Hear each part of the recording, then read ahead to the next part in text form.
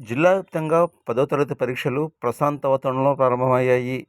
ఈ సందర్భంగా నగరంలోని ప్రేమ సమాజం పాఠశాల వద్ద నుంచి డేట్‌లైన్ వైజాగ్ అందిస్తున్న గ్రౌండ్ రిపోర్ట్.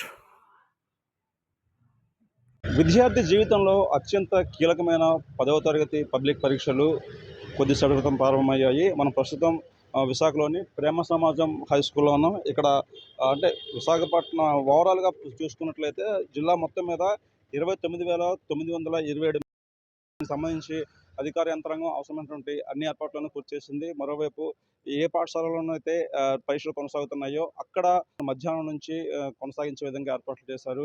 ఇక మరోవైపు 10వ తరగతి పరీక్షలను విద్యార్థులు బాగా రాయాలి, ఈ పరీక్షలలో బాగా రాణించాలి అనేటువంటి ఒక ఉద్దేశంతో కంచర్ల అచ్యుతరావు లాంటి దాతలు ముందుకు వచ్చి విద్యార్థులను ప్రోత్సహిస్తూ వారికి విషెస్ చెప్తూ వాళ్ళకి పరీక్షా కిట్లను అందజేయడం జరిగింది.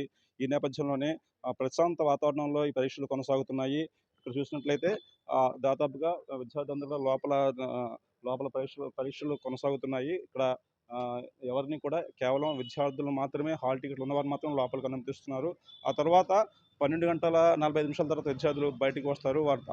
ఇది ఓవరాల్‌గా పరిస్థితి.